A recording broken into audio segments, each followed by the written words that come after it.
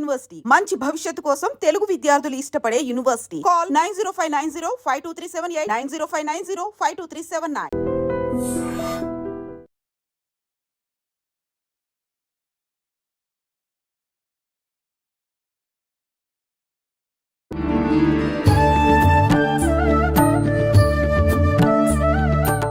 సాష్టాంగ ప్రణామములు స్వామీజీ.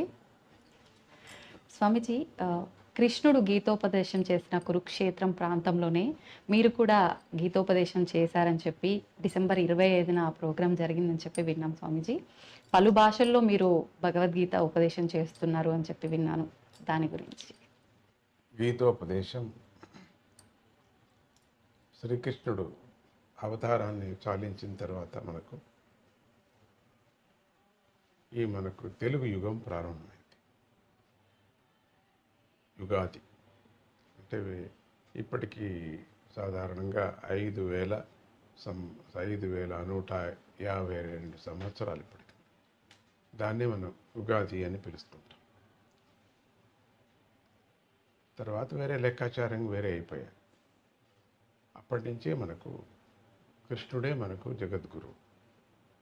ఆయన బోధించినటువంటి ఉపదేశం, ఉపనిషత్తులు సారం, వేదాంత సారం అత్యంత సరళంగా, సులభంగా కర్మయోగులకి కర్మం చేస్తూ, అంటే వ్యవసాయాలకి మొదలుకొని అన్ని రంగాల్లో ఉండేటువంటి వాళ్ళందరికీ కూడా దాంట్లో వేదాంత జ్ఞానాన్ని బోధించుకొని వచ్చారు. తర్వాత జ్ఞానయోగులకి జ్ఞానాన్ని బోధించుకొని వచ్చారు. తర్వాత చివరిగా మనకు భక్తి యోగం కావాలి కదా, అందుకని భక్తి యోగం మనం భక్తి యోగం నుంచేనే ప్రారంభం చేసుకోవాలి. భక్తి నుంచేనే. భక్తితో జ్ఞానం మనకు వస్తుంది, జ్ఞానంతో వైరాగ్యం కలుగుతుంది. అందుకని ఈ మూడు కూడా స్వామి మనకు బోధించాడు. కాబట్టి అత్యంత సులభమైనటువంటిది, మానవాళికి అందేటువంటి వేదం, ఉపనిషత్తు సారం, ఉపదేశం. ఇది కేవలం మన భారతీయులకే కాకుండా మానవాళి అన్నారు. అంటే అన్ని దేశం వాళ్ళు అందరూ కూడా భగవద్గీతను చాలా ప్రోత్సహిస్తారు. పెద్ద పెద్ద లీడర్స్, వేరే వేరే ఇతర దేశస్తులు కూడా, అన్ని దేశస్తులు, ఇంగ్లాండ్ నుంచి మొదలుకొని రష్యా వరకు కూడా, చైనా వరకు లీడర్స్ అందరూ కూడా భగవద్గీత కొటేషన్ తీసుకుంటుంటారు. అంటే భగవద్గీత మానవాళికి సంబంధించింది. దానికి ఎక్కువ కొంచెం భారతీయులకు సంబంధించింది ఎక్కువ ఉంది కాబట్టి దాని తొందర ఏం పర్వాలేదు. మనకు ఏది కావాలనో మనం తీసుకోవాలి. వాళ్ళందరూ ఏదేది కావాలనో వాళ్ళు తీసుకున్నారు. ఈ కర్మయోగాన్ని, జ్ఞానయోగ, సన్యాస యోగాన్ని అటువంటిదంతా వాళ్ళేం తీసుకోలేదు. వాళ్ళకి ఏం కావాలనో, వాళ్ళ రాజ్యం ఉండటానికి, మరి వాళ్ళ ప్రజలు బాగుండటానికి అపురూపమైనటువంటి భగవంతుడి వాక్యాన్ని అందరూ కూడా ప్రోత్సహించారు. అందుకని మనకు భగవద్గీత, శ్రీకృష్ణుడే మనకు జగద్గురువు. ఆయనే బ్రహ్మ, ఆయనే విష్ణు, ఆయనే సదాశివుడు. శివుడు కూడా భగవద్గీతను చదువుతారు. శివపార్వతులు ఇద్దరు భగవద్గీతను గురించి చర్చించారు కూడా. భాగవతాన్ని చర్చించినట్టుగానే భగవద్గీతను కూడా చర్చించారు. భాగవతం చర్చిస్తే భగవద్గీత దాంట్లో వస్తుంది, మహాభారతాన్ని చర్చిస్తే దాంట్లో వస్తుంది. అటువంటి భగవద్గీత అందరికీ, చిన్నవాళ్ళకు, పెద్దవాళ్ళకి, చదువుకున్న వాళ్ళకి, చదువు లేని వాళ్ళందరికీ కూడా అత్యంత అద్భుతమైనటువంటి నీతిని తెలిపేటువంటిది, ఆధ్యాత్మ చింతన మార్గాన్ని చూపించే అటువంటిది మనకు భగవద్గీత. ఎవరికి ఏ రంగంలో ఉన్నారో ఆ రంగం వాళ్ళందరికీ కూడా భగవద్గీత అత్యంత శ్రేష్టమైంది. కాబట్టి అందరూ దీన్ని ఉపయోగిస్తున్నారు. మొదట్లో మనం మామూలుగా తెలుగు వాళ్ళు, ఈ రెండు తెలుగుదేశం వాళ్ళు భగవద్గీతను ఎట్లా చూస్తూ ఉంటుంటే, ఎక్కడన్నా భగవద్గీత వినపడుతుంటే వాళ్ళు ఎవరో పోయారు అనే విధంగా అనుకున్నారు. ఘంటసాల పాడుతుంటే ఎవరో పోయారు అని అట్లా పెట్టుకున్నారు దాన్ని. భగవద్గీత అంటే మనం చదవకూడదు, ఉమ్, ఎవరైనా పోయినప్పుడు మాత్రమే చదవాలా, అప్పుడే వినాలా అనేటువంటి ఒక తప్పు అభిప్రాయం, కల్పన వచ్చింది. దీన్ని తప్పు కల్పన పోవటానికి చాలామంది కృషి చేశారు. దాని వెనుకలు కూడా చాలామంది కృషి చేశారు భగవద్గీత. కానీ ఎందుకు అంత ప్రచారం ఎందుకు రాలేదో తెలీదు. ప్రభుపాదులు చాలా చేశారు.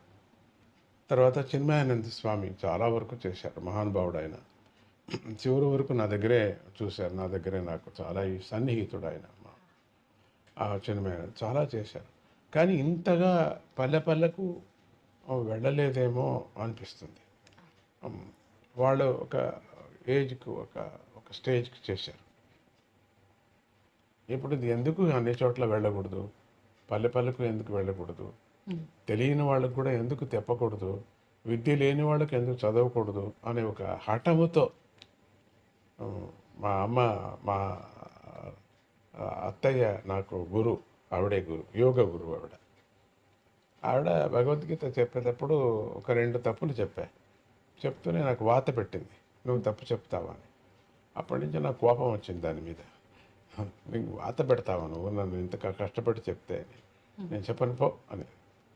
తర్వాత కొన్ని రోజులు అయిన తర్వాత చిన్మయానందరూ వచ్చి చెప్పారు, నువ్వు నాయన చాలా బాగా పాడతావు, అవును నువ్వు భగవద్గీత పాడితే బాగుంటుంది, చెప్తే బాగుంటుంది. అంతగా అనిపించలేదు కూడా, చూస్తాంలే. సడన్గా పరమాత్ముడే నాకు ప్రేరేపణ, నేను స్వప్నం అని అంటాను, చెప్పను, నా కళలో వచ్చాడు అట్లంతా అనను.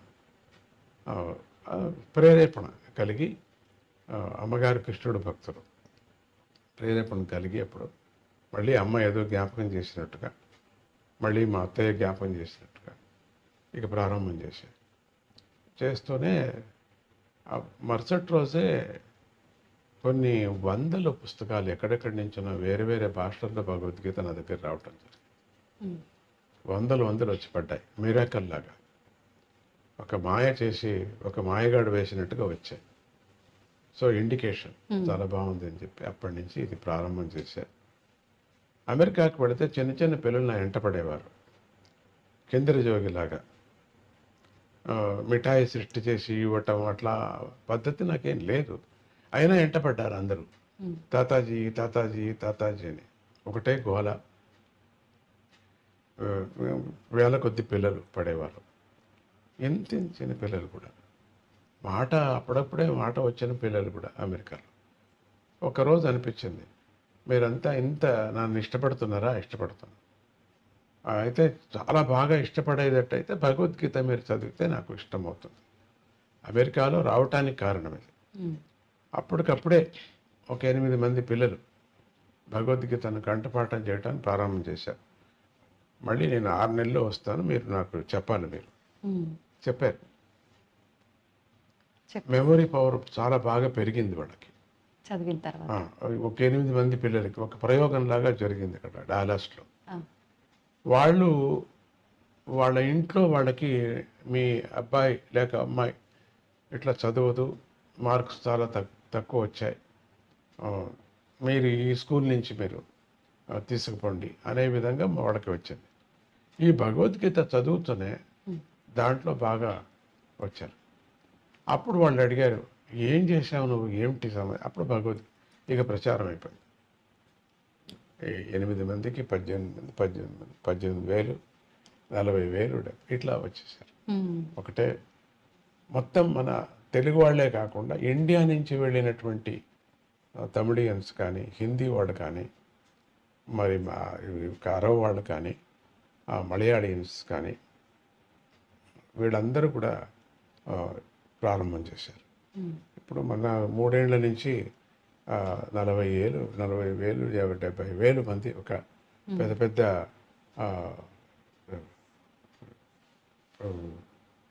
ఎలిన్ సెంటర్ అని చెప్పేసి ఒక అక్కడంతా మేము చేయటం ప్రారంభం చేసాం. స్టేడియంస్, పెద్ద పెద్ద స్టేడియంస్, మాకు చిన్న హాల్స్ పట్టలేదు. సో ఈ విధంగా వాళ్ళకి పూర్తిగా గోల్డ్ మెడలు అట్లంతా ఆ విధంగా చేయటం జరిగింది. కురుక్షేత్రంలో ఎవరెవరు చేస్తారో కురుక్షేత్రంలో తీసుకోవటం. ఎవరో నమ్మరు, ఆయన నమ్మాల్సి వస్తుంది. స్కూలుకు కూడా వెళ్ళినటువంటి వాళ్ళు సంస్కృతంలో స్పష్టంగా భగవద్గీత చదువుతారు. ఓహో. స్కూలుకే వెళ్ళలేదు వాళ్ళు, ఏమి ఓనామాలు ఏమీ తెలియదు వాళ్ళకి, ఉమ్. వాళ్ళు చదివారు. రెండవది ఈ మురికి పని చేసేటువంటి వాళ్ళు కూడా చదువుతున్నారు. అంటే ఇంకా మన వాళ్ళు ఎట్లా ఉండొచ్చు చెప్పండి, అవును. సిగ్గు అవుతుంది మన వాళ్ళకి కూడా. నిజంగా. అట్లా ప్రతి ఇంట్లో కూడా భగవద్గీత. మొన్న లాస్ట్ టైం నేను ఫ్యామిలీ మెంబర్స్గా తీసుకువెళ్ళాను. ఉమ్. ఓ, తల్లి, తండ్రి, పిల్లలు, కుటుంబం. వాళ్ళ ఇంట్లో పిల్లలు, ఆ, వాళ్ళ నాన్న అమ్మ కూడా. అట్లా విచిత్రం. అందులో ప్రత్యేకించి డాక్టర్ ఫ్యామిలీస్ కూడా చాలా ఉన్నాయని మంది చెప్పి విన్నాను ఎక్కువ స్వామిజీ. ఉన్నారు, వాళ్ళే ఎక్కువ ఉన్నారని చెప్పచ్చు. ఉమ్. వాళ్ళకి ఏదో ఒక మనస్సులో సంతోషాన్ని కల్పించేటువంటిది. ఉమ్. మంచి వ్యాపారస్తులు కూడా దీంట్లో ఉన్నారు, డాక్టర్సే ఎక్కువ ఉన్నారని చెప్పచ్చు. ఉమ్. అట్లా ఫ్యామిలీ వాళ్ళంతా కురుక్షేత్రానికి తీసుకువెళ్ళాం. ఉమ్. 3వ పర్యం 4వ పర్యం కురుక్షేత్రానికి వెళుతుంటుంది. ఉమ్. అది వీళ్ళకి ఒక ప్రమోట్ లాగా, కురుక్షేత్రం నాతో 3 రోజులు మీరు ఉండగలరు ఉమ్. అంటే వాళ్ళకి కంఠపాఠం చేయటం. ఎవరికి క్లాస్లో సరిగా లేదు ముద్దుగా ఉన్నారు అన్న పిల్లలకి భగవద్గీత చెప్పిస్తే అటు భగవద్గీత వస్తుంది, అటు వాళ్ళ ఇంట్లో మంచి కార్యక్రమం జరిగినట్టు ఉంటుంది. రెండోది వాళ్ళ ఇండ్లలో సైకలాజికల్గా ఇప్పుడు గమనిస్తే కష్టాలన్నీ పోయినట్టుగా ఉన్నాయి. అందరికీ ఉన్నాయి కష్టాలు, ఎక్కడికి పోవు కదా అవి. అవును. అయినా దాన్ని కేర్ చేయకోకుండా బతుకుతున్నారు, సంతోషంగా ఉన్నారు, హ్యాపీగా ఉన్నారు, నందగోకులం లాగా ఉన్నారు. అట్లా ఇండియాలో కూడా అన్ని చోట్ల తయారవుతున్నాయి. ఇండియాలో కూడా ప్రతి పల్లెలో కూడా మేము ఈ కార్యక్రమం చేస్తున్నాం. ఇది భగవద్గీత క్రాంతి లాగా ఇప్పుడు జరుగుతున్నది, ఇంకా ఎక్కువ అవుతున్నది. ఒక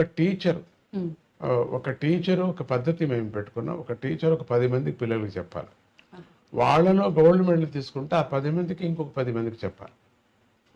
సో 1 to 1 అట్లా ఇంటింటికి భగవద్గీత లాగా. దీంట్లో ఇంకొక తమాషా అంటే అరేబియన్స్ కూడా చదువుతున్నారు, ముస్లిం కంట్రీలో కూడా చదువుతున్నారు, అరేబియన్స్ చదువుతున్నారు, యూరోప్లో క్రిస్టియన్స్ కూడా చదువుతున్నారు. అది కూర్చొని వాళ్ళు చదువుతుంటే, వాళ్ళంతా ఎల్లవాళ్ళు చదువుతుంటే ఎంత ఆనందమో. పరమాత్ముడు అందరికీ కావాలా, ఎందుకంటే దాంట్లో తత్వం అందరికీ కావలసినటువంటిది. కొన్ని భాగాలు ఏదో ఇక్కడ ఉండే వాళ్ళకి మాత్రం ఉంది, కానీ అన్ని భాగాలు భగవంతుడికి, అవి మన మనుషులకు కావలసినటువంటిది. అది భగవద్గీత యొక్క క్రాంతి, భగవద్గీత యొక్క యజ్ఞం. అది దాని గురించి ఎంతైనా నేను చెప్పగలను. అట్లా సంతోషంతో అన్ని చోట్ల ఈ భగవద్గీత ప్రచారంగా వాళ్ళకే మంచిది, జీవనానికి చాలా మంచిది. స్వతహా శక్తి వాళ్ళకు వస్తుంది, ఎవరిని ఏం అడగాల్సిన పని లేదు. అందరికీ మానసికంగా వ్యాధులు, శారీరకంగా ఉంటుంది కదా, మర్చిపోతారు. శారీరకంగానూ మర్చిపోతారు, మానసికంగానూ మర్చిపోతారు. అది కదా కావాల్సింది మనకు. అది భగవద్గీత యొక్క మహిమ. స్వామీజీ, ఇందాక మీరు అన్నట్టుగా భగవద్గీత ఇంత ప్రచారం చేస్తున్నాము, అసలు చదువు రాని వాళ్ళు కూడా చదువుతున్నారు, నిజంగా ఇదంతా గొప్ప విషయము. కానీ అందులోని సారాన్ని మీరు ఇందాక చెప్పినట్టుగా చనిపోయిన వారి దగ్గర మాత్రమే వినిపించే ఒక దానిలాగా మాత్రమే మన తెలుగు రాష్ట్రాల్లో ఎక్కువగా వింటున్నాము. అందులో సారాన్ని మొత్తం ఏంటి అనేది అవగాహన చేసుకోలేకపోతున్నాం. ఎక్కడ లోపం జరుగుతుందంటారు స్వామీజీ? నేను అర్థము పూర్తిగా చదవకపోవటం, అర్థాన్ని మనం మాటిమాటికి వినకపోవటం, అర్థం వ్యాఖ్యానం చేసే పుస్తకాలు దండిగా ఉన్నాయి. ఇప్పుడు ఇంతలా పుస్తకం స్వామీజీ రాశారు, చాలా పెద్ద వ్యాఖ్యానం. అది దాంట్లో అంత పెద్దది అయ్యలేదని మళ్ళీ చిన్నదిగా కూడా దాన్ని చేశారు. అర్థం చేసుకుంటే మనకు చనిపోయిన వాళ్ళకి కాదు, అది బతికిన వాళ్ళకే అని చెప్పాలి. ఇప్పుడు చనిపోయిన వాళ్ళు ఎక్కడ ఉంటారు? చనిపోయిన వాళ్ళ ముందర భగవద్గీత చదివితే బతికిన వాళ్ళకి మెలకువ. ఒకరోజు నువ్వు ఇట్లా అయిపోతావు, జాగ్రత్తగా ఉండు, నువ్వు దానికోసం నువ్వు సాధించు అని బతికిన వాళ్ళకి జ్ఞానం, కానీ చచ్చిపోయిన వాళ్ళకు జ్ఞానం కాదు. ఇంకా ఎక్కువ దాంట్లో లోతుగా యోచన చేస్తే ఆ జీవి ఉత్తమ గతి పొందుతుంది అనేటువంటి ఒక నమ్మకం. ఇప్పుడు వెళ్ళినటువంటి జీవి భగవద్గీత ఇంకా బతికినప్పుడే వినాలా, పోయినప్పుడే ఏమి వినేది లేదు. వాళ్ళ మంచి ప్రయాణం కానీ, ఎందుకంటే మనం గరుడ పురాణం చాలా నమ్ముతాం మనం. రెండవది పునర్జన్మం నమ్ముతాం మనం, కానీ పాపాల గురించి మనం నమ్ముతాం. పాపభీతి లేకపోతే మనుషులు ఉండడం కదా. అందుకని ఇప్పుడు అది ఆ భావము ప్రతి ఒక్కరికి చచ్చిపోయిన దానికి వైరాగ్యము, త్యాగము అంత మాత్రమే భగవద్గీత చెప్పలేదు. బతికే విధానం కూడా చెప్పింది, వ్యాపార విధానం చెప్పింది. దాంట్లో ఎట్లా నువ్వు పుచ్చుకోవాలా, ఎంత తీసుకోవాలా, ఎంత మోసం చేయకూడదు, అది కూడా చెప్పుకొని వస్తుంది. కాబట్టి ఒక ఇల్లాలు ఎట్లా ఉండాలా, ఒక సంసారం ఎట్లా ఉండాలా వ్యాఖ్యానంలో పూర్తిగా మహాభారతం ఏం చెప్పిందో మహాభారతంలో సారం అంతా కూడా ఆధ్యాత్మిక సారము, వ్యవహారిక సారం అంతా భగవద్గీతలో చెప్పింది. ఇక భగవద్గీతలో 2వ అధ్యాయంలో మొత్తం వేదాంత సారం అంతా చెప్పేస్తుంది. 2వ అధ్యాయమే చాలిక మనకు అనిపిస్తుంది. అందుకని ఆ అధ్యాయం విన్నా కూడా, ఒక శ్లోకం విన్నా, సగం శ్లోకం విన్నా కూడా దాని యొక్క అక్షరాలు, ప్రతి భగవద్గీతలో ఉండినటువంటి ప్రతి శ్లోకము బీజాక్షరాలు అన్నీ. ఒక్కొక్క అక్షరానికి ఒక్కొక్క అర్థం, ఒక్కొక్క ఉపనిషత్తు, ఒక్కొక్క అక్షరానికి, ఒక్కొక్క పాదానికి కాదు, దాంట్లో ఒక్కొక్క అట్లా చెప్పాడు పరమాత్ముడు. భగవంతుడే దిగి వచ్చి భగవంతుడే బోధించాడు. భగవత్ స్వరూపము మనమంతా సన్యాసులంతా భగవత్ స్వరూపమే అంటున్నాం కాదు అని అంతగా నమ్మటం లేదు మనం. కానీ భగవంతుడే వచ్చాడు. భగవంతుడు అనటానికి విశ్వరూపం చూపించాడు కాబట్టి భగవంతుడు అన్నాం. అంతవరకు భగవంతుడు అర్జునుడు కూడా అనలేదు. దగ్గర ఉండే అర్జునుడు బావా ఏ వరే వరే పరే అన్నాడు. విశ్వరూపం చూపించిన తర్వాత ఆయన దగ్గరికి వెళ్ళటానికి భయపడ్డాడు. తర్వాత అంతవరకు దగ్గర ఉండినటువంటి వాడు యుద్ధం అయిపోయిన తర్వాత, రాజ్యం దొరికిన తర్వాత ద్వారకాకి వెళ్ళిపోయాడు. అర్జునుడు చూడాలన్నా కూడా కాలేదు. ద్వారకాకి వెళ్ళాడు, 3 రోజులు కాచుకున్నాడు లోపలికి వెళ్ళాలంటే. అప్పుడు అర్జునుడికి అనిపించింది రియలైజేషన్, మన దగ్గర ఉండేంత వరకు పదార్థాలు తెలియదు మనకు, దూరం వెళ్ళిపోయిన తర్వాత మనకు తెలుస్తుంది, అర్రే ఎంత పని చేశాంరా మనం అనిపిస్తుంది అని అర్జునుడికి మనకు నేర్పించడానికి అర్జునుడిని పావుగా చేసుకున్నాడు. అర్జునుడికి చెప్పాడంటే మనకు చెప్పినట్టు. అక్కడ అందరికీ వినిపించింది కదా, అందరికీ చెప్పి ఆయన మాయా రూపం మనకు అనిపిస్తుంది. ఎవరో ఒక క్వశ్చన్ అడిగారు, ఇంత పెద్ద మాయా చేసేవాడు పాండవుల్నే రక్షించుకొని వచ్చాడు, చాలా బాగుంది, ధార్మికంగా ఉన్నారు వాళ్ళు, సత్యవంతులు, వాళ్ళకి రక్షించాల్సిందే, కథ అట్లా ఉంది. స్వామి మనసు చేసింటే ఈ కౌరవులు అంత పెద్ద అక్షోణిని అంత వివరణ చేశారు కదా, అట్లా ఒక్కపారు అట్లానంటే వాళ్ళ మనసు అంతా మారిపోవు కదా అని ఎవరో ఒకరు అడిగారు. వాళ్ళందరినీ సాత్వికులుగా చేసేసుకోవచ్చు కదా, ఒక్కపారి ఎందుకు చేయలేదు అని ఒక ప్రశ్న అడిగారు. కౌరవులు నిజంగా అదృష్టవంతులు. ఆయన కంటెదురుగా మోక్షాన్ని పొందారు, పాండవులు పొందలే. పాండవులు స్వామి లేనప్పుడు పొందారు, వీళ్ళు స్వామి ఎదురుగా పొందారు కౌరవులు. ఎందుకని తనలో చేర్చుకున్నాడు. ఎవరో అడిగారు అమ్మవారికి ఎందుకు పుర్రెలంతా హారంగా ఉంటుంది, ఏంటి ఇది బాగలేదు కదా, కాళికామ్మ చూస్తే నమస్కారం చేయబుద్ధి ఇంగ్లీష్ వాడు అడిగాడు. అయ్యో మూర్ఖుడా, అది కాదు, వీళ్ళందరూ కూడా అమ్మవారి యొక్క పుత్రులు. దుర్మార్గం వచ్చింది వాళ్ళకి, సత్వగుణం మారిపోయి వాళ్ళకి రజోగుణం వచ్చి తమో గుణంతో నాశనం అయిపోయారు. అటువంటి శరీరాలు వాళ్ళు అనుభవించి పోయారు. కానీ ఇక్కడ అమ్మ పేగు కదా, అందుకని వాళ్ళందరినీ పొర్రెలు వేసుకుంది, ప్రేమగా వేసుకుంది. శివుడు కూడా విభూతిని పూసుకున్నాడంటే తన భక్తులు, తన కొడుకులు, తన వాడు భస్మమైంది, భస్మాన్ని వేసుకున్నాడు, అంతేగాని తిక్క కాదు. స్వామిజీ, ఎలాగూ అమ్మగారి ప్రస్తావన వచ్చింది కాబట్టి అమ్మగారే మీ గురువు అని చెప్పి విన్నాము. ఇందాక మీరు కూడా చెప్పడం జరిగింది మేనత్త, యోగిని మేనత్త గారి గురించి కూడా, వాళ్ళ గురించి మీ మాటల్లో ఒక 2 మాటలు. అమ్మగారి గురువులైనప్పటికి కూడా నేను ప్రతి సెకండు ప్రతి గురువును నేను తీసుకుంటుంటాను. దత్తాత్రేయుని ఇప్పుడు 24 గురువులు ఆయన ఎట్లా తీసుకున్నారో నేను అంతకన్నా ఎక్కువ తీసుకున్నాను. నాది లెక్క ఎక్కువ అయిపోయింది. కానీ ప్రారంభం గురువు అమ్మనే నాకు. సంగీతంలో కానీ, జ్ఞానంలో కానీ, మరి ఎట్లా బతకాలనేది కానీ. అడవిలో బతికాం మేము, మాకు ఇది ఏది తెలీదు, కరెంటు కూడా మాకు తెలియదు అప్పట్లో. 5 ఏళ్ళ వరకు నాకేం తెలియదు, కరెంటు ఏమీ తెలియదు నాకు. ఏ మిక్సీ, కరెంటు ఏమీ తెలియదు. అంతా అన్ని చేతిలోనే చేసుకొని, అన్ని ఆవులు, 2,000 ఆవులు ఉండేది. ఒక 1000 ఎకరాల వరకు తాతగారిది అన్నీ అడవి అంతా తానే తీసేసుకొని చేసేసాడు. అట్లా బతికాం. అక్కడే నేను పుట్టింది కూడా, బ్రహ్మకుండంలో పుట్టాను. 3 నదులు చేరుతాయి. అక్కడే అమ్మ ధ్యానం చేసేది.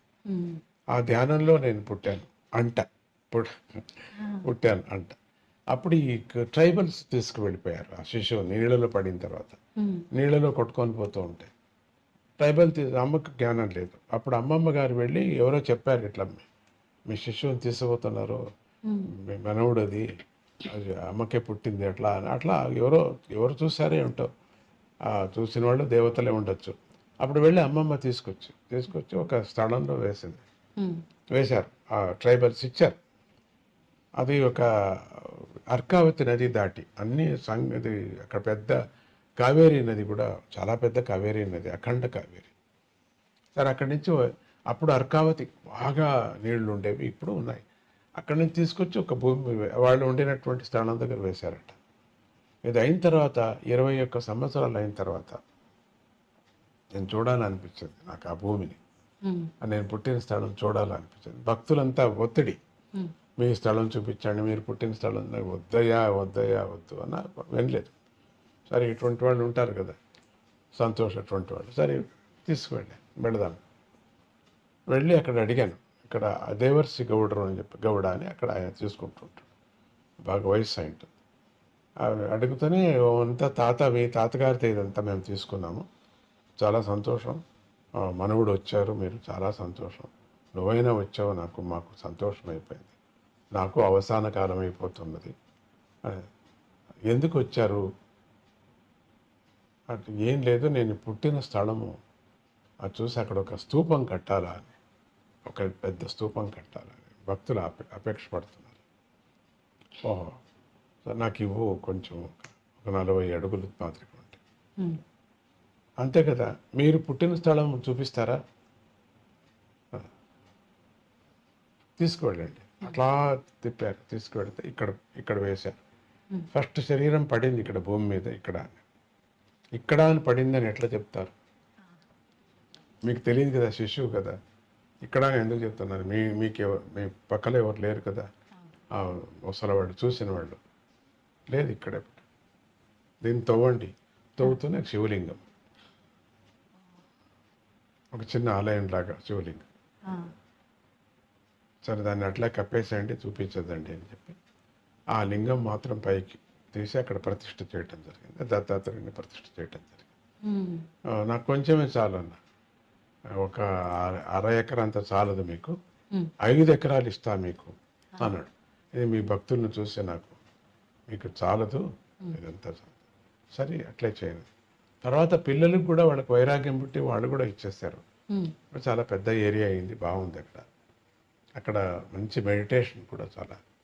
ఆ అమ్మ నన్ను ఎప్పుడు కూడా తీసుకువెళుతూ ఒక వృక్షం కిందకి, ఆవిడ దత్త ఉపాసకురాలు, దత్తాత్రేయుడు యొక్క ఆ దత్తుడినే ఎప్పుడు కొలుసుకుంటూ ఉండేది. ఫకీర్ సాఫీ అని చెప్పేసి ఒక ఆయన, 150 ఏండ్లు ఆయనకి, 120 నుంచి 150 ఏండ్లు అతనికి. ఆయనే కాచుకున్నారు వచ్చి. ఆ తాతగారు చెప్పారు, నువ్వు ఎందుకున్నాయా ముసలివాడు అంటే, నా గురువు పుడతాడు, నేను చూసుకొని వెళ్ళిపోతాను. ఎవరికి పుడతారు? కొనా కూతురుకు పుడుతుంది. పెండ్లే కాలేదు, పెండ్లి అవుతుంది, పుడతాడు, చూసుకొని వెళ్తాడు. పెండ్లి కావటం జరిగింది.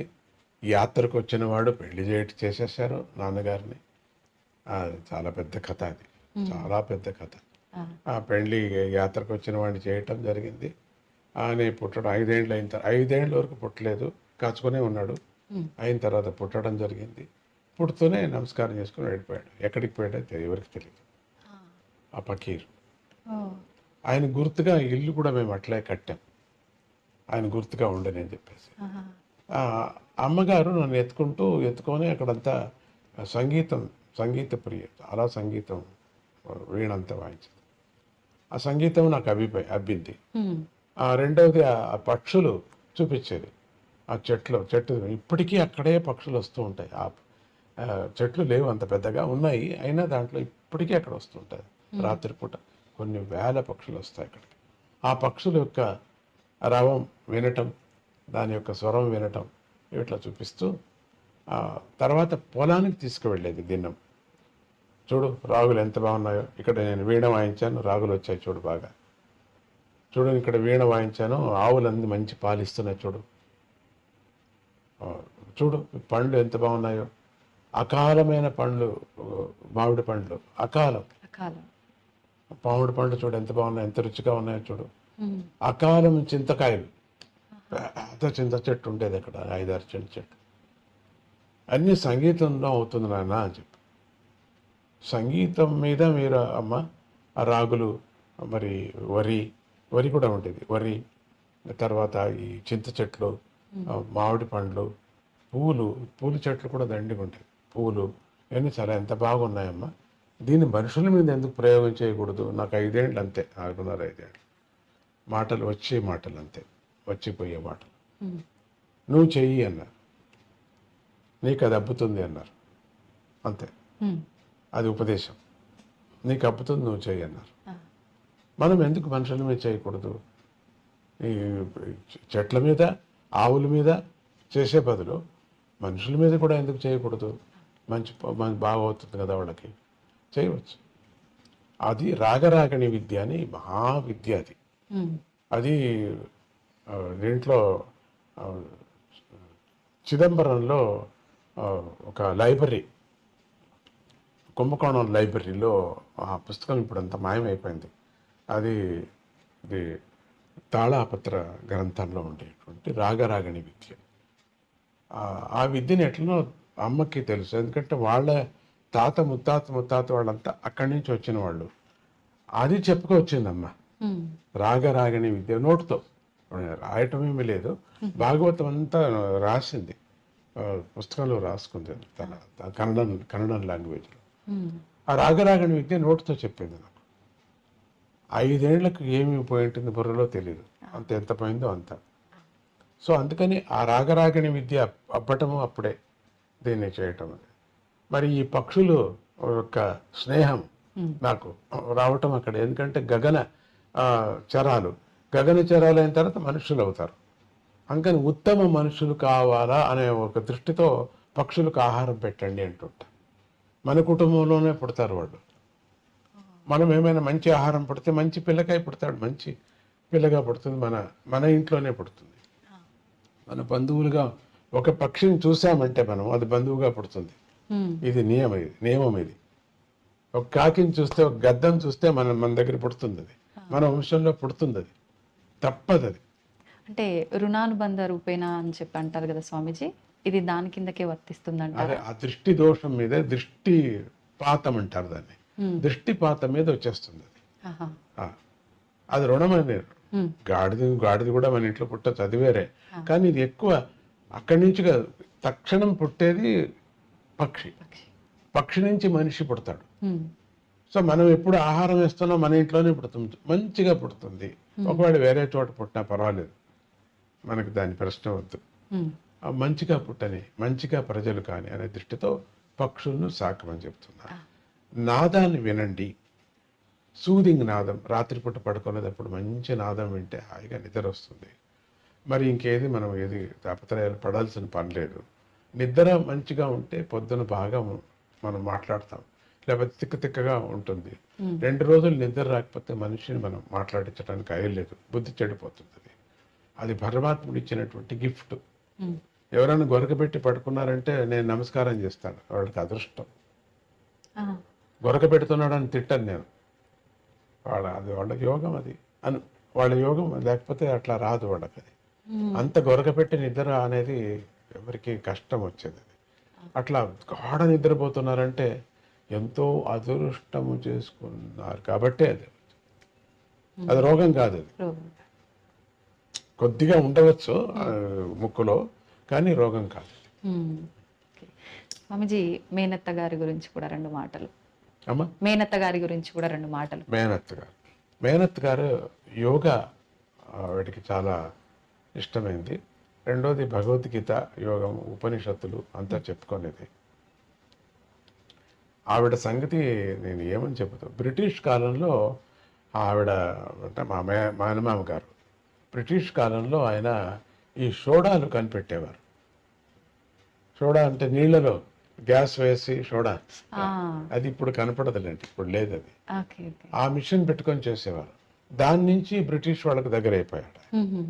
అప్పుడు అది ఆయన మళ్ళీ తెనాలిలో వచ్చి మన తెలుగు రాష్ట్రానికి వచ్చారు. ఆయన ఇక్కడ వచ్చి ఉన్నారని ప్రతీతి. తర్వాత దాని మూలం నేను ఎతకలేదు. ఆ అత్తగారు అంటే మా నాన్నగారి యొక్క అక్కగారు.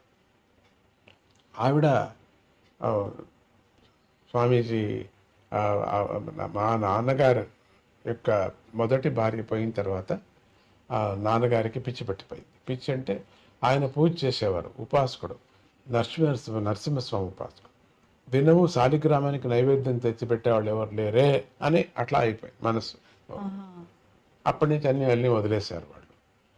ఒక అర్చకత్వం కూడా చేసేవారు. వేదం నేర్చుకొని పల్లెల్లో ఎవరు పురోహితులు లేరని పల్లెకి వెళ్ళి పెళ్ళిళ్ళు చేయించటము, గృహప్రవేశాలు చేయించటము, దాంట్లో వచ్చిన ధనాన్నంతా దానం చేసుకొని రావటం ఇట్లా గుర్రం మీద. అమ్మగారు ఒకటి లోపలికి తీసుకురావటానికి, దానం తీసుకురావటానికి వీల్లేదు, అంతా ఇచ్చేసి రావాలా, స్నానం చేసుకొని రావాలా. అమ్మ అట్లా ఆ నియమం. పొలం ఉండేది, పొలం వచ్చేది బాగా. సరే, ఆ అత్తగారికి ఇట్లా అయిపోయిందే, పెద్ద భార్య పోయినప్పుడు తమ్ముడికి అని యాత్రలు చేయించింది అన్ని చోట్ల మా నాన్నగారిని. యాత్ర చేస్తూ బెంగళూరుకి వచ్చినప్పుడు బెంగళూరులో ఎవరో చెప్పారు, ఇక్కడ ఒక సంగమ క్షేత్రం ఉన్నది, అక్కడికి వెళితే మీ తమ్ముడికి పెళ్లి అవుతుంది, పిల్లలు పుడతారు, ఇట్లా అంతా ఒక గణపతి, నీ పేరేంటి, గణపతి నా పేరు అని చెప్పి వెళ్ళిపోయాడు. ఫస్ట్ బస్సు బెంగళూరు నుంచి అక్కడికి వెళ్ళటం, అదే మొదటి బస్సు. ఆ మొదటి బస్సులో వీళ్ళిద్దరు కూర్చున్నారట. ఈ పిచ్చి బ్రాహ్మడు అత్తగారు ఎదురు కూర్చున్నారు. వెళ్ళారు. వెళుతూనే ఆ బస్సు వాడు చెప్పారట, ఇక్కడ ఫస్ట్ టైం వస్తున్నాం మేము, కొద్దిసేపే ఆగేది, తొందరగా వచ్చేసేయండి అని. లేదు, స్నానం చేసుకొని వస్తామని. ఈయనకి నీళ్లు చూస్తే ఎక్కడ చూసినా నీళ్ల పిచ్చి తాతగారికి. నేను తాత అంటాను మా అన్నని. ఆయన స్నానానికి వెళ్ళాడు, ఇక జపానికి కూర్చున్నాడు. ఇంత పిచ్చి అయినా కూడా జపం అంతా అదంతా ఉంది, నిష్ట నియమం అంతా ఉంది. ఎంతసేపు అయినా రావటం లేదు, మాట్లాడుతున్నా రావటం లేదు. బస్సు వెళ్ళిపోయింది. ఇక అడవి, బస్సులు లేవు, ఎడ్లు బండ్లు లేవు, ఏమీ లేవు. అరే ఎంత పని అయిపోయింది ఈ అడవిలో, ఎట్లా ఇక్కడంతా ఏనుగు కనపడుతోందట. ఏనుగు ఇప్పటికీ నిన్న కూడా ఏనుగు వచ్చిందని న్యూస్. ఇప్పుడు నాకు నిన్న కూడా ఆ ఇంటికి ఏనుగు వచ్చింది అని చెప్పేసి మా ఆశ్రమానికి. పులులు, ఏనుగు, అక్కడ పులులు ఏనుగులు ఏమి పోట్లాడేవి కాదు, ఇప్పుడు పోట్లాడు.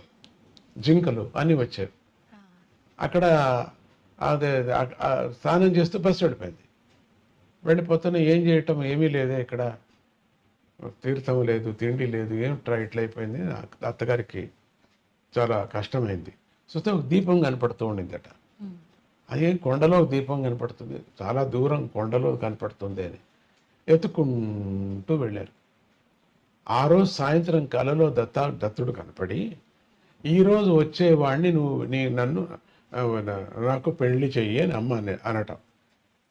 ఆళ్ళ నాన్నగారికి అంటే మా తాతగారికి నాస్తికుడు. వచ్చి ఇక్కడికి ఎవరు రావడానికి వీల్లేదు, ఏ మగోడు ఉండటానికి వీల్లేదు. పని మనిషిని కూడా పంపించేశాడు. పంపించి అన్నీ బంద్ చేశాడు, గేట్ అన్ని బంద్ చేసేసాడు, రావటానికి వీల్లేదు. ఏది రాత్రి అయిపోతున్నది, ఏది ఎవరు రాలేదే అట్లా అని. వీళ్ళు ఈ అత్తగారు మా నాన్నగారు ఏం చేశారు, ఈ వెనక దొడ్డి నుంచి వెళ్ళారు లోపలికి. ఇంట్లో వెళ్ళిపోయారు. ఇంట్లో చూస్తే మగోడు, పిచ్చోడు. ఆ తాతగారికి ఆశ్చర్యమైంది, ఎక్కడి నుంచి మీరు ఎట్లా వచ్చారో అట్లా వెనక తట్టది తలిపోయలేదు, లోపలికి వచ్చాము. అదే మీరు బ్రాహ్మణులని తెలిసింది, ఈవిడికి తాపత్రయం, వీడికి బ్రాహ్మణులని తెలిసింది, మాకేదో ఒక అన్నం పెట్టండి అది వచ్చాను. మగవాడు వచ్చాడు కదా, రాత్రి లోపల వచ్చారు కదా మగవాడు, చూడండి. అప్పుడు తాతగారు అడిగారట, ఏంటి ఈయనకి ఇట్లా అయిపోయింది పిచ్చి, పెళ్లి చేస్తే మాత్రమే సరిపోతుందని చెప్పారు. పెళ్లి చేస్తే సరిపోతుంది, ఇది ఛాలెంజా? అవును ఛాలెంజ్. అయితే నా కూతుర్నిచ్చి పెళ్లి చేస్తాను, చూడండి సరిపోతుంది, ఆ క్షణమే సరిపోతుందని. అప్పటికప్పటికే పొద్దున్నే పెళ్లి చేసేసారు. సరిపోయింది పిచ్చి. మీరేమంటారు? మీ టీవీ ఏమంటుంది చెప్పండి. సరిపోయింది, పిక్స్ సరిపోయింది. షాక్ అవుతాం స్వామీజీ. అది మా మేనత్త గారి యొక్క కృషి. ఆవిడ కూడా కొంచెం చిన్న ఉపాసకురాలు. దాంతో వాళ్ళకి 5 ఏళ్ళు అయిన తర్వాత ఈ బాలకుడు పుట్టడం జరిగింది. మిమ్మల్ని అంతా చూడాలి కదా, నేను మంచి కర్మ నాకు ఉంది, అంత కావాలి. సో అట్లా మా మేనత్ గారి యొక్క తర్వాత ఆవిడ దగ్గరే నేను కొన్ని రోజులు పెరిగాను. మళ్ళీ చక్రం అంతా వేరే వేరే అయిపోయింది. పొద్దుటూరులో నేను పెరిగా. పొద్దుటూరులో ఎక్కడ పెరిగా? ఒక చిన్న ఆలయంలో, శివాలయంలో. ఇల్లు లేదు మాకు. శివాలయంలో స్టోర్ రూమ్ ఉంటుంది కదా, దాంట్లో పెరిగా. అక్కడ పెట్టుకుంది అమ్మ, అదే మేనత్ గారు. మా అమ్మ పోయిన తర్వాత అక్కడ మధుకర భిక్ష చేశా. 8 ఏళ్ళకి వెళ్ళటం, 8 ఏళ్ళకి వెళ్ళి అన్నం తీసుకురావటం. దాన్ని తీసుకొచ్చి ముందు తట్టు, శివాలయం ముందు తట్టు ఉండిన కొంటివాడు గుడ్డివాడికి అంత పంచి ఇంత తినటం, స్కూల్కి పరిగెత్తడం. ఈవిడ మడుగు మాకు ఏమీ పెట్టేదే కాదు, చేసేదే కాదు, తనకు మాత్రం చేసుకోలేదు. భిక్ష మాత్రం మాకు అంతే. నా చెల్లెలు నా జతలో ఉండింది, వరలక్ష్మి ఇంత అని చెప్పేసి. అట్లా ఇంకొక పిల్లని చిక్కమ్మ గారు తీసుకువెళ్ళారు. మమ్మల్ని ఇద్దరిని వదిలేశారు. అందరూ బంధువులు ఎవరు ముట్టలేదు మమ్మల్ని. వరలక్ష్మి నాతోనే తీసుకువెళ్ళి, అత్తగారు పోని నా దగ్గర ఉండండి, నేను ఆడపిల్లకి మాత్రం అన్నం పెడతాను, నీకు మాత్రం పెట్టను, నువ్వు మధుకర భిక్షకు వెళ్ళాల్సిందే. అప్పుడు ఒక 8 ఏళ్ళు మధుకర భిక్ష. చాలా పెద్ద పెద్ద పండితులు వాళ్ళు. దాంట్లో ఒక ఆయన నాకు తెలుగు టీచర్, సోమసుందర శర్మ అని చెప్పేసి. అక్కడికి ఒక పెద్ద డాక్టర్, వీళ్ళందరూ ఇంటికంతా వెళ్ళాను. అక్కడి నుంచి తీసుకురావటం అన్నాన్ని. సాయంత్రం పూట అంగడికి వెళ్ళి 4 అణాలు తీసుకొచ్చి ఫీజు లేని వాళ్ళకి ఫీజు కట్టడం. సో అత్తగారు నేర్పించారు, ఫీజు లేని వాళ్ళకి ఫీజు కట్టాలా, నువ్వు కుంటివాళ్ళకు గుడ్డివాళ్ళకు అన్నం పెట్టాలా, మిగిలితే నువ్వు తినాలా, మళ్ళీ స్నానం చేసుకొని స్కూల్కి వెళ్ళాలా, మళ్ళీ స్కూల్ నుంచి వచ్చి నువ్వు ఇట్లా 4 అణాలు వసూలు చేసుకోవాలా, అట్లా ఫీజు లేని వాళ్ళకి కట్టాలా, మున్సిపల్ స్కూల్లో చదవాలా. ఈ విధంగా మాకు పుస్తకాలు లేవు, ఏమీ లేవు. కారణం విశ్లేషణ పేపర్స్ మీద నువ్వు రాసుకోవాలా. సాయంత్రం పూట ఒక హోటల్కి వెళుతూ ఉంటే, ఆయన సాధుప్పయ్య అని పిలిచేవారు నన్ను. సాధుప్పయ్య అని, న్యూయారీ భవన్ హోటల్. అక్కడికి వెళ్ళి నన్ను పొద్దున్నే వెళ్ళి నన్ను దీంట్లో మీద గల్లా మీద కూర్చోబెట్టాడు. ఆ రోజంతా మంచి వ్యాపారం. నేను వెళ్ళని రోజు చాలా గౌలపడేవారు ఆయన. సాధుప్పయ్య వర్లే అంట. 2 హోటల్స్ ఉంటాయి. పొద్దుటూరు కథ అని చెప్తున్నాను. అక్కడ ఈ మేనత్ గారు వండినటువంటిది. అప్పుడే మేనత్ గారు నాకు భగవద్గీత, యోగము, మణి వైద్య శాస్త్రం, అంటే ఈ మాణిక్యాలతో సంబంధించినటువంటి క్రిస్టల్స్, మినరల్స్ ఆవిడికి అంతా తెచ్చిపెట్టుకోండింది. ఎక్కడ అంతా అటక నుంచి అన్ని దింపి దానిల మీద ప్రయోగం, మణిశాస్త్రము, మినరల్ శాస్త్రము ఆవిడ నేర్పించింది నాకు. అది మరి యోగము, హఠయోగం, చాలా హఠయోగము ఇవన్నీ క్రియాయోగంతో పాటు ప్రాణాయామంతో పాటు అన్ని నేర్పించినటువంటి మా మేనత్ గారు. ఆవిడే నాకు గురువు, మేనత్ గారు. అమ్మగారు సంగీతానికి నాకు గురువు. ఇది మా మేనత్ గారి కథ. నేను ఎంత చెప్పినా నంద్యాలలో ఉండేవారు వారు. పొద్దుటూరులో ఆమె పరిపాలించారు. స్వామిజీ, అమ్మగారు అత్తగారు ఏదైతే చెప్పి మీకు ఆ రోజుల్లో నేర్పించారో ఆ విధానాన్ని మీరు ఇప్పుడు అంతా కూడా ఆచరిస్తూ మా అందరికీ మీ మంచి ఉపదేశాలు మీ మాటల ద్వారా అందిస్తున్నారు. అయితే ఇందాక మీరు చెప్పినట్టుగా అమ్మగారి మాటల్లో మీరు చేయగలుగుతారు అనే ఏదైతే మ్యూజిక్ థెరపీకి సంబంధించింది ఏదైతే ఉందో, ఇప్పుడు మీరు రాగసాగర అని చెప్పి నాద చికిత్స మ్యూజిక్ థెరపీ చేస్తున్నారు కదా స్వామిజీ, దాని గురించి. దాన్నే ఇప్పుడు రాగసాగర అనేటువంటి ఆ పేరుతో, కేవలం రాగం అనే పేరు, శబ్ద చికిత్స దాని పేరు. శబ్ద చికిత్సతో పాటు మణిమయ చికిత్స, తర్వాత మూలిక చికిత్స. నాన్నగారి నుంచి నేను మూలికా చికిత్స నేర్చుకున్నాను. ఆయన డాక్టర్, మూలికా డాక్టర్, ఆయన వైద్యుడు. ఆయన నుంచి నేర్చుకున్నాను. చిన్న చిన్న గ్లాసులో వేసుకొని పెంచేవారు చెట్లను. అది బోన్సాయ్ అంటే నాకు ప్రేమ వచ్చింది, ఆయన నుంచి నాకు ప్రేమ వచ్చింది. ఆ, ఇంతట్లోనే పెంచేవారు ఆయన. ఆ, ఆ దాని నుంచి మెడిసిన్స్ తీసి ఆయన పాషాణం చేయటంలో చాలా పెద్ద పెద్ద సిద్ధహస్తుడు. ఉమ్, కర్మ దీంట్లో ఎట్లా అంటే పాషాణం ఒక అది కేవలం వాసన చూస్తే ఎలకలు వెళ్ళిపోయేటట్టుగా పాషాణం అది ఉమ్, తింటే కాదు వెళ్ళిపోయేటట్టుగా చేసేవారు. చంపకూడదు అని అదొక నియమం. అది నాకు అది చాలా ఇష్టం. అది ఎట్లా అవుతుంది అది అని నాకు 8 ఏళ్ళు వెళ్ళి తినేసాను. ఆ, బాగా తీగొండి దాన్ని తేనె వేస్తాడు కదా, తేనె తినేసాను. ఇక అంతే, ఇక నేను 3 రోజులు ఏమీ లేకుండా పోయింది, ప్రజ్ఞ లేకుండా పోయింది. దాంతో ఈ ఈ బోన్సాయ్ అంటే నాకు చాలా ఇష్టపడింది తాతగారి నుంచి. సంగీతం అంటే అమ్మ నుంచి నేను దానికి ఇట్లా రాగరాగణి విద్య చెప్పాను కదా, అక్కడి నుంచి తాంజావూరు లైబ్రరీలో ఇప్పుడు లేదు అది పుస్తకం. అక్కడ వాళ్ళకు దొరకటం, వాళ్ళు వినంగా మాటలతో ఇప్పుడు వేదము ప్రింట్ లేదు కదా ఒకప్పుడు, కేవలం నోటి నుంచే వచ్చేటువంటి. తర్వాత ఇప్పుడు ఇటీవల కాలంలో ప్రింట్ వచ్చింది, కానీ మొదట్లో లేదు కదా. అది జ్ఞాపకంతోనే అంతా వచ్చేది. అదే విధంగా రాగరాగణి విద్య కూడా అదే విధంగా రావటం కూడా శబ్దాలకు తగ్గ రాగం, ఆ రాగాన్ని పరిశ్రమ, ఆ రాగం కేవలం అంతే, అది ఒక రుచిలాగా. ఇప్పుడు పాషాణానికి పిల్లలకి ఔషధి ఇస్తే దాని మీద కోటింగ్ షుగర్ వేస్తారు, షుగర్ కోటింగ్. కానీ ఆ షుగర్ కాదు, అది షుగర్ భావన తినేస్తాం, పిల్లలు తింటారు. ఆ విధంగా దీనికి రాగరాగని విద్యకు ఒక రాగం ఒకటి పెట్టాం, కోటింగ్ అంతే. ఈ రాగం మాత్రం కోటింగ్, కానీ అసలైంది శబ్దం. ఊరికే శబ్దం వినిపిస్తే వినరు కదా, బోరు. దానికి కొంచెం రాగరాగంగా వినిపిస్తే, అందుకని రాగరాగిణి విద్య అని చెప్పేసి పూర్వం చేసేవారు. నేను చెప్పాను కదా, పూర్వం అసలు దీపాలు వెలిగేవి. నిజమైనటువంటి ఉపాసకులు పోయిన వాళ్ళు బతికేవాళ్ళు, ఇమీడియట్గా బతికి వాళ్ళకి కావలసి చెప్పి మళ్ళీ పోయిపోయారు. చావే. రాగరాగిణిని బతికించలేదు, ఎవరు బతికించలేదు. ఆ క్షణానికి వాళ్ళు బతికి చెప్పి వెళ్ళిపోయేవారు అని అవన్నీ మనం విన్నాం, కథలు విన్నాం కదా. సో అంత పవర్ దీని మీద ప్రయోగం చేయాలి. వీణ మీదనే, సితారు మీదనే చేసేది అని ఉండింది. అది చాలా కష్టపడేవాడిని. సితారు, వీణ, హార్మోనియం మీద చేయటం అనేది బాగలేదు అని చెప్పేసి పరమాత్ముడు నాకు ఈ ఒక ఎలక్ట్రానిక్ సాధన సడన్గా ఇచ్చాడు. మళ్ళీ చేయలేదు, ఇక చేయలేరు, అట్లా ఇచ్చారు. అది ఇంతవరకు చేయలేదు, మళ్ళీ చేయరు, అటువంటి ఒక వాద్యం దొరికింది. దాంతో ఎవరు ఇది వాద్యమా, ఇన్నేళ్లకు ఇంకా పెట్టుకున్నారా అంటారు. అటువంటి వాద్యం దాంట్లో మాడిఫై చేసి ఎలక్ట్రానిక్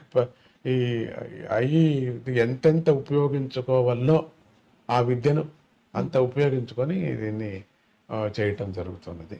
ఆ విద్య దాంట్లో ఈ రాగం ఇప్పుడు నాడుల మీద ప్రతి ఒక్కటి మాట్లాడేటప్పుడు, ఇప్పుడు మీరు కారులో కూర్చొని వెళుతున్నప్పుడు ఇట్లా పై నుంచి కిందికి ఇటు వెళ్ళేటప్పుడు చూస్తే ఆ గాలికి, ఆ ఒత్తిడి గాలికి పొట్టంతా ఒక మాదిరి హాయిగా ఉంటుంది.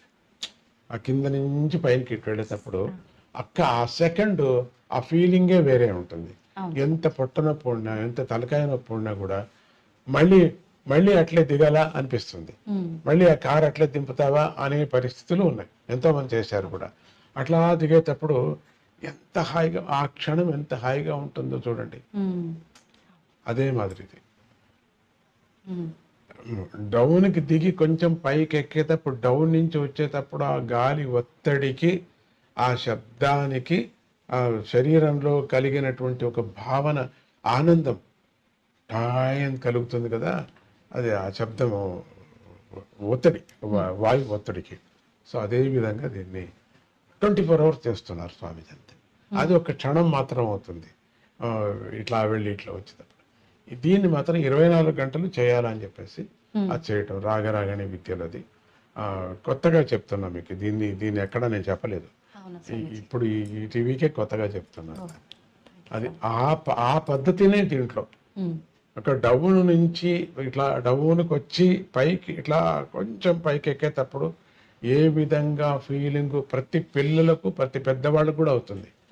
శూలం కడుపు శూలం ఉండిన వాళ్ళకు కూడా ఆ సమయంలో ఆనందాన్ని అనుభవిస్తారు. చాలా బాగుంటుంది, తలకాయ బాగుంటుంది. ఆ క్షణం 3 నిమిషాలు ఉండిన క్షణం ఇంకా మళ్ళీ లేదు. అట్లా